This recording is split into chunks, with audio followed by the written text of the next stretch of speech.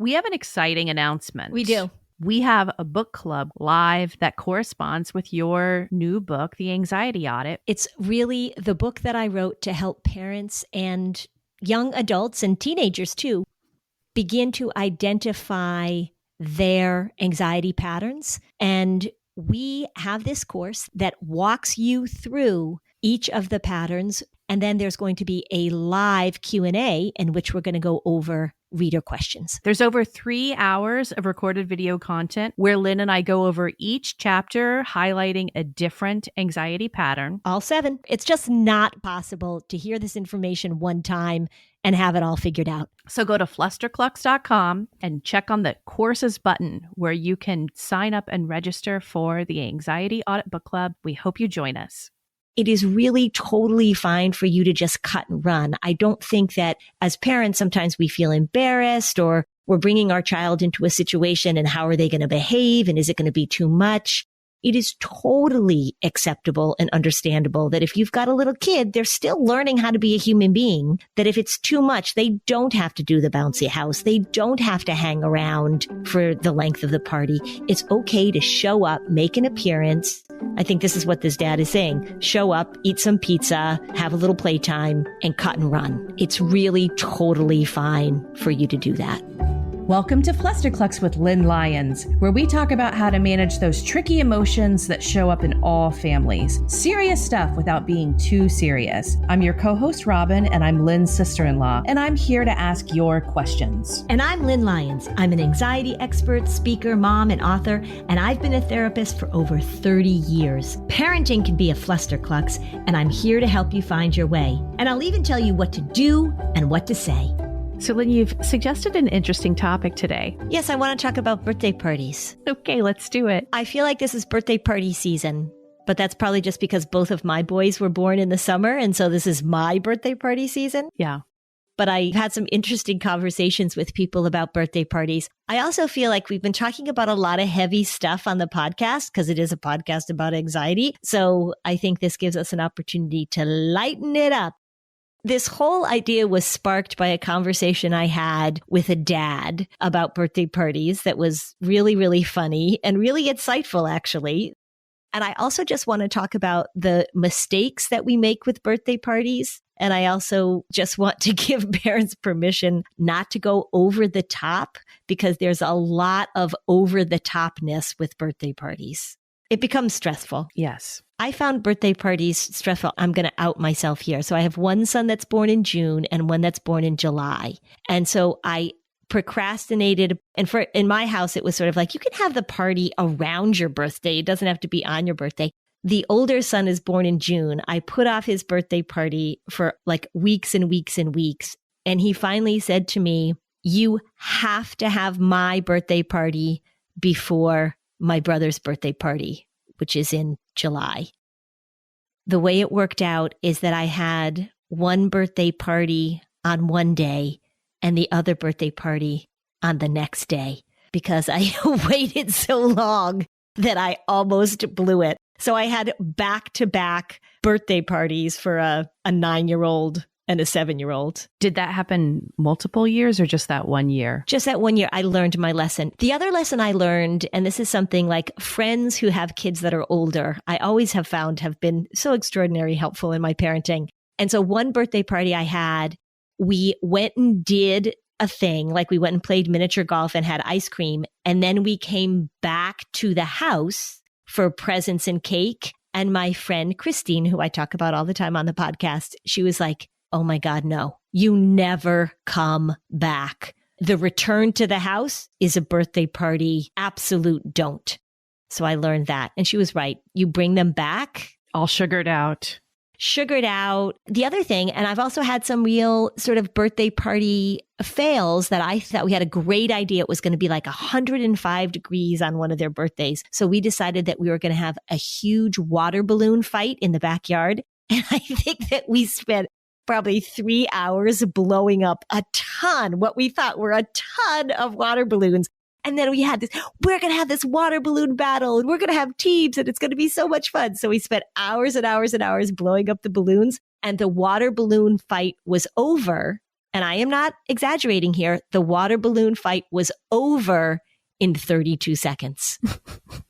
If anyone recalls our perfectionism issue or our holiday issues, Lynn couldn't care less about holiday decorating and entertaining and all of that. I mean, and I was raised in a family where that was like a big deal. I actually started out probably as a birthday party mom, where there was one birthday party in particular that I went really deep down the rabbit hole. But I will say this in my defense, from what I've learned from this show, I never let it get stressful. And it was joyful penguin party for my 4 or 3-year-old. And it was just like down to the little black olive penguin statues. And it was fun, right? And it was adorable. It was absolutely adorable. I will say this, though. I think I have had the self-awareness because as the parties continued and the kids got older, I checked in with myself. What am I up for? And then I never created another party from this place of stress and have to and expectation that I had put on myself, which I do in other parts of my life. But at least with the birthday parties, that was like the area where it was always from a place of fun. Well, and I found that with the birthday parties with my boys, we would have sleepovers with a few boys. Like it was never a ton of kids. So maybe they'd have 4 kids come and have a sleepover, and that was fun. And then the other thing, so I live in New Hampshire, so Canopy Lake State Park and Canopy Lake, which is an amusement park, which Stephen King actually set one of his novels in, a recent one actually. Oh. But it's like an old-fashioned amusement park, and it's on a lake, and it's got trees. It's just a really fun place to take your kids. And so we would go to Canopy Lake. I would have them pick 2 or 3 boys, and we would go to Canopy Lake. So that was a fun way to celebrate birthdays. I want to tell you, this dad that I talked to, let me just tell you what he said about birthday parties. This is what spawned my whole wanting to do this episode. So he's got 2 little boys at this point. He's right in the middle of birthday party-ness. So when he takes his kids to the birthday party, he says that birthday parties follow a certain cadence. And if you don't follow the cadence, then it's frowned upon. Here's how he says the birthday parties are supposed to go. So you come into the birthday party and there's some sort of waiting activity. There's some activity set up for the little kids to do while everybody arrives. So it might be a little craft or something like that. Then there's some entertainment. So it's the guy with the little animals or the clown or the juggler or whatever. The marquee entertainment event. Following that, it's pizza. You're expected to have pizza. They all want pizza. Following the pizza, then there's dessert. And that is either cupcakes or cake. A theme, I'm guessing there's a theme to all of this. So now, you've got a bunch of 2-year-olds, they've been there for a long time. That's one of his complaints too. He said we can really shorten this thing up. He says, then there's a party favor bag. Yes. And he said that has now become this parent competition, that the swag bag is full of stuff. He said, you wouldn't even believe. I said, what? I mean, I thought a swag bag would have bit of honeys and a straw. The last birthday party he went to, there was a customized water bottle. Everything has the kid's name on it in the swag bag. He said it's out of control. Okay, full disclosure. I'm the queen of serious swag. So I can do all, because I plan events and stuff too. So it's that's fun. Actually, I learned early on, I would rather buy one thing for $7 than a bunch of little dollar items from a dollar store. And if you choose well, I remember a parent would look at my swag bag and be like, ooh, that's fancy. It's well, it's not really. It's actually less money than a bunch of bit of honeys and, whatever else, if you're smart about it. But yeah, I totally agree. So I'm just saying that I was in this world and I crawled out of this world on my own. What got you out? How did you crawl out on your own? Well, I think parents doing the birthday parties, when I plan parties, I always think of it from that place of well, what will be fun for everyone? Yeah. Right. And there's that balance of what is a 4-year-old's dream, but then well, what is a 4-year-old's dream within the filter of what the parents can tolerate too? Yeah. Well, this dad says that it needs to be way shortened up. He said that it's like about 2 hours, maybe a little bit less than that. He feels like it should be an hour max. He says you should arrive. You should go straight to the food. Like, why are we waiting to feed them pizza? Because usually the parties are at lunchtime, right? If you've got little kids, they're at 12 or 1 or something. So they should come in, they should eat the pizza. They maybe should get a little cake and then straight to the play. And just let them play. It doesn't have to be so structured. And then everybody goes home. Yeah. When we moved to a town, there was like a theme, like what he's describing in a sense, where there were like 4 or 5 places that kind of everyone wanted to take their kids for a party because it was like an hour formula. Right. Get sweaty, eat pizza and cake, parents pick up. And I was like, that's actually what changed me. My firstborn is a girl. So that's also why it's like, you're basically just creating experiential little tea parties that come with cakes.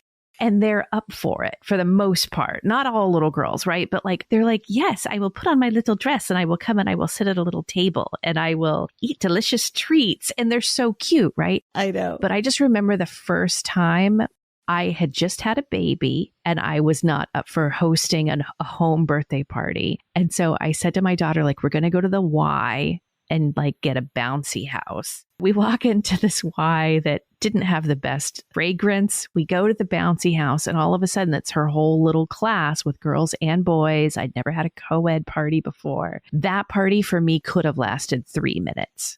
Like I was done after 3 minutes and I was like, I'm out of here. Yeah. Any effort of like trying to make something charming with a 5-year-old boy doesn't happen. I did learn though that if you just outsource the party to a park or to one of those places, it's just so much easier.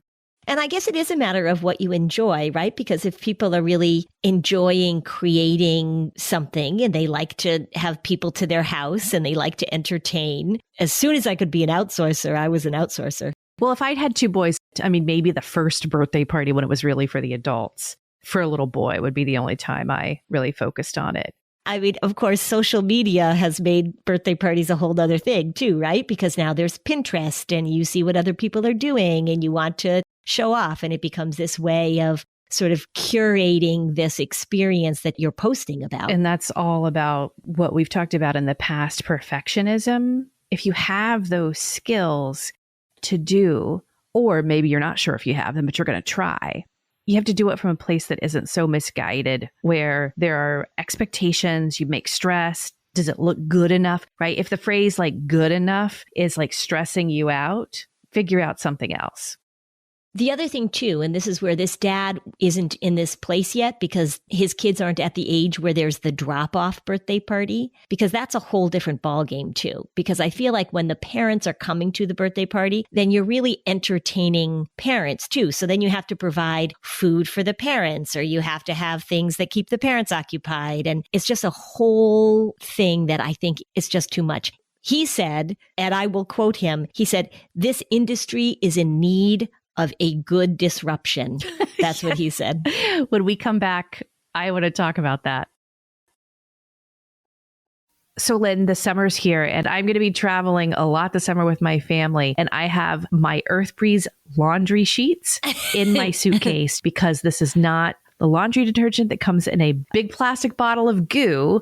These are just little sheets that look like dryer sheets. Well, that is exciting, actually. Why don't you leave your family at home and just bring your Earth Breeze sheets? Then I won't have any dirty clothes. Yeah, right. And speaking of dirty families, I've got 3 guys in my family, and it's important that whatever laundry detergent I use gives my clothes a fresh, clean result. And that's what we get from Earth Breeze. I love it. I don't know that I'll take it in my suitcase, but I certainly love the fact that we don't have all these big jugs going into landfills. And I don't know why somebody didn't think of it a long time ago. It's a completely environmentally friendly packaging, and you subscribe to Earth Breeze and they will mail you your laundry sheets. You can pause your subscription anytime. And I love the fact that they also work for sensitive skin and at every wash temperature. Tough on stains, fights odors. Your clothes come out clean every time. Switch from that old-fashioned goo to something new.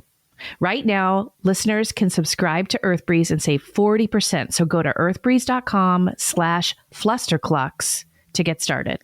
That's earthbreeze.com/flusterclux for 40% off. earthbreeze.com/flusterclux. Lynn. Yeah. When I was giving my son his Haya Health vitamin yesterday morning before school, I was laughing, thinking of your husband giving you your Haya Health vitamin with your coffee. He is very good at doling out the Haya Health vitamins. And he was reading about it, about how much sugar is in other kids' vitamins. And he was really astounded by that information and loved the fact that these vitamins don't have sugar in them. They don't have junk in them. They don't have preservatives or additives. So it made him love Haya vitamins even more. Haya is made with zero sugar, zero gummy junk, and yet it tastes great. And it's perfect for picky eaters as well as clearly everyone in our family of all ages. That's right. It provides full body nourishment and it gives it to kids with a yummy taste they love. It's non-GMO, vegan, dairy-free, allergy-free, gluten-free, nut-free, and everything else you can imagine. And Haya is designed for kids of all ages, sent straight to your door. So parents have one less thing to worry about. I just love them. And, we're grown-ups and I love them. We worked out a special deal with Haya for their best-selling children's vitamin. Receive 50% off your first order. To claim this deal, you must go to hayahealth.com/fluster. This deal is not available on their regular website. So go to hayahealth.com/fluster and get your kids and your husband the full body nourishment they need to grow into healthy adults.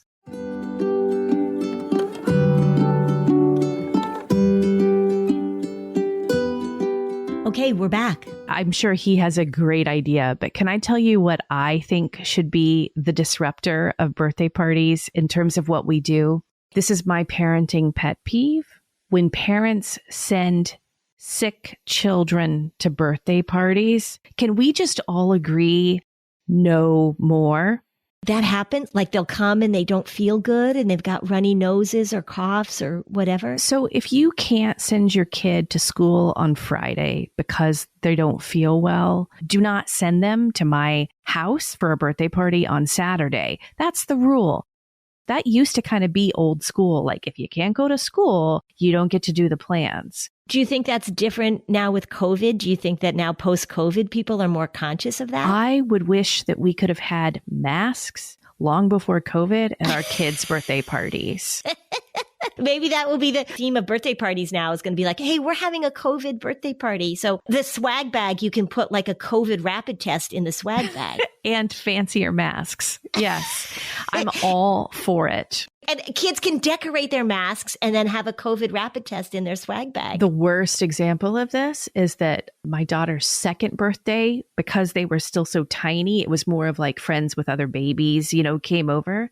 And one family showed up and they were like, oh, I don't even remember his name. We'll call the baby Phyllis. Yeah, the baby boy Phyllis. So they were like, yeah, we're here. We all have strep, but don't worry. We all started antibiotics today. And I'm like, that's not how microbiology works. So I got strep. My daughter got strep from this, but that strep was a antibiotic resistant strain. And I was sick for 2 months, like really sick. How many other people got strep at your party, do you think? I have no idea, but we did. I'm sure other people did too. But I just thought, like, come on, man. That is terrible. So, but I think that happens all the time. And my daughter had gone to a birthday party and it was during the winter. And we were all about to get a very heavy snowstorm where we were going to be snowed in. We pick her up from the party and we get home. We know we're going to be snowed in. And then the mom calls and says, oh, by the way, she has lice.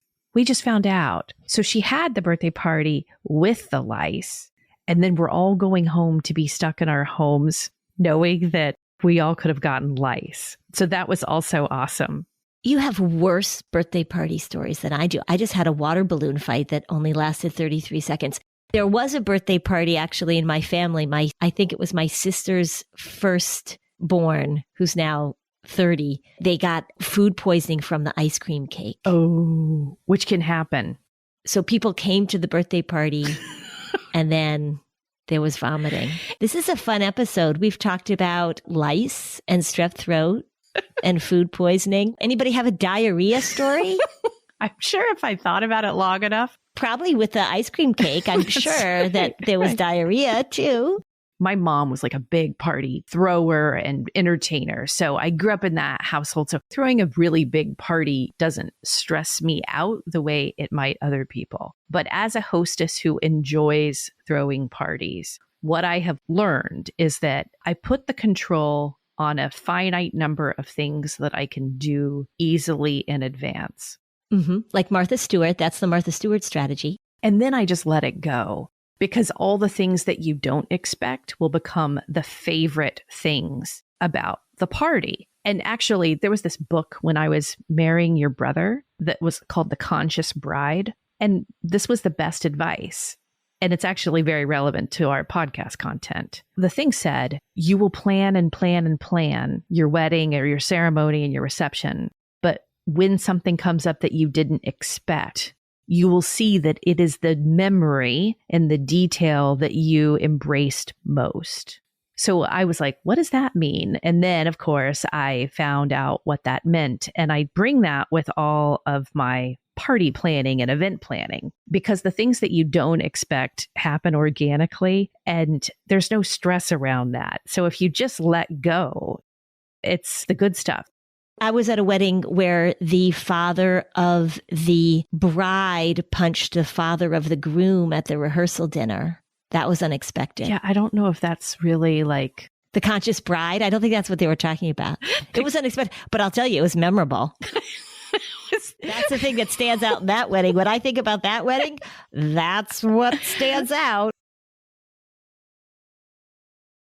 Online therapy has really changed the game, and Talkspace, by doing everything online, has made getting the help you want easy, accessible, and affordable. You know that I'm a fan of therapy. Therapy really helps. And one of the things that makes people avoid it, unfortunately, is the time, the expense, the effort that it takes to get started.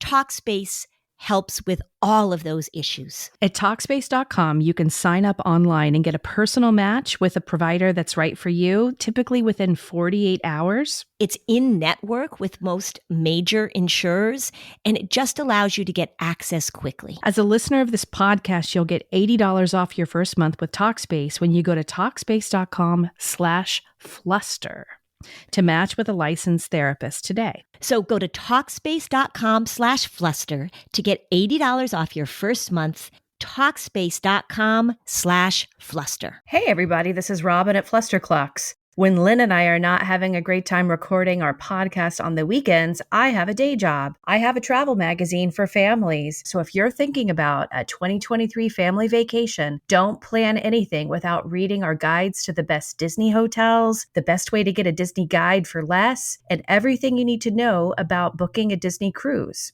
Luxe Recess has been since 2014 the go-to place for parents to read about luxury travel with honest reviews written for parents by parents. Check it out. The links are in the show notes for our best guides to Florida travel for your spring break in 2023. That's luxerecess.com, LuxeRecess.com.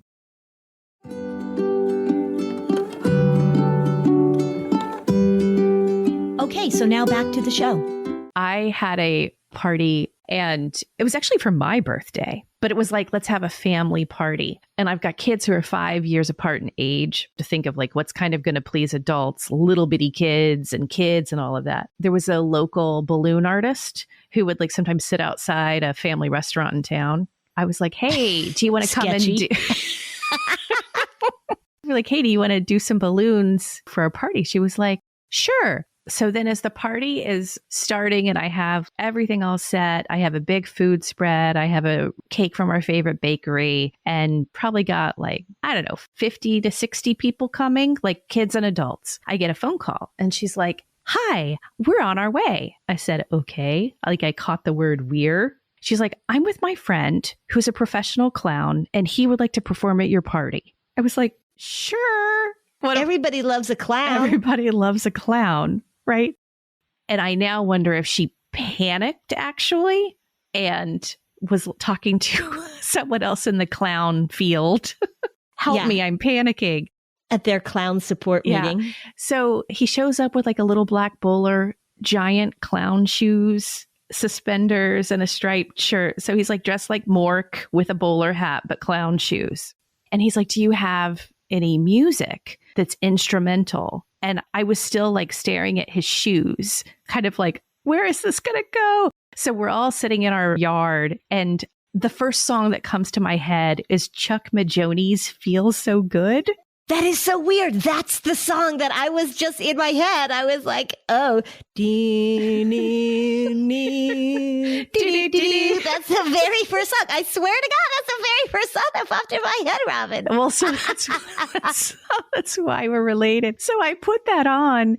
So he's like playing this song and he's doing this like weird act. The whole party, all of a sudden, the parents were all looking around at each other. We all feel like we're high. Like it just doesn't feel like we're in normal world at all. Maybe this is the industry disruption that the dad was talking about. Edibles. So we're all looking around like, where is this going? So he does his little clown show. And then I was like, would you all like to have a plate of food? And so the moment of the party is that I had like a spread, and I think I had a couple of rotisserie chickens I had made. And my friend said that Krusty the Clown looks at her as she is making a plate and goes, are you going to eat that? Pointing to like the last chicken thigh on the tray. And then she always imitates a giant footstep of a huge clown foot coming and lunging at her and then taking all of the chicken off the tray. Oh my gosh. He just ate all the food at the party. But you know what? What are you going to do? You just laugh. They probably had edibles. I'm going to pop an edible. I think this was even before edibles, though, or maybe edibles have always been around and I don't know. Yeah, they just smoked a joint in the car on the way over. Smoked a joint in the car. He did a little act with some silver rings and then they ate all of our food. Yeah, free lunch. That's a good way to get free lunch. But the thing is, like, you could approach that situation with a variety of reactions. And I just let it roll. All of the adults were like laughing about it as it was happening. It made the party. It was totally an epic party. A lot of people could have seen this and gotten very stressed by what was happening. And they could have ruined the party because a stressed host is not a really fun person to be around. It's surrendering control, right? At some point, absolutely. You have to just surrender control. You have to surrender control to your stoned clown who showed up uninvited and ate all of your food. That's another Stephen King novel, right? The stoned clown. He did have one about a clown. I don't think it was stoned.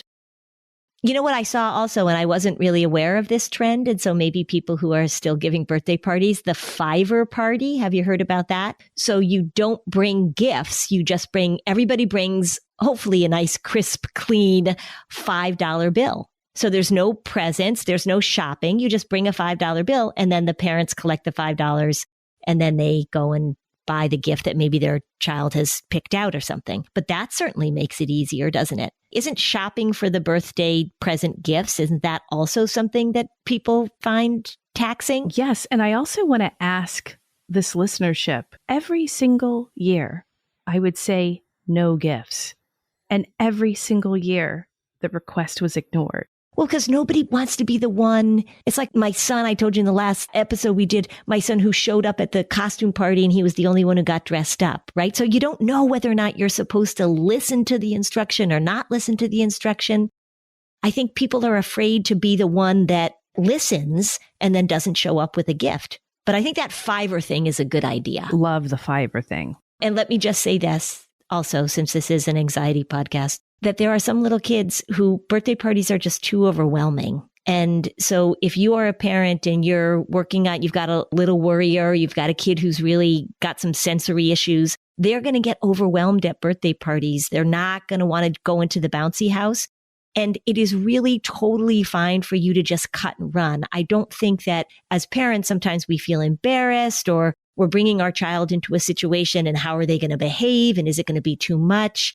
It is totally acceptable and understandable that if you've got a little kid, they're still learning how to be a human being, that if it's too much, they don't have to do the bouncy house. They don't have to hang around for the length of the party. It's okay to show up, make an appearance. I think this is what this dad is saying. Show up, eat some pizza, have a little playtime, and cut and run. It's really totally fine for you to do that.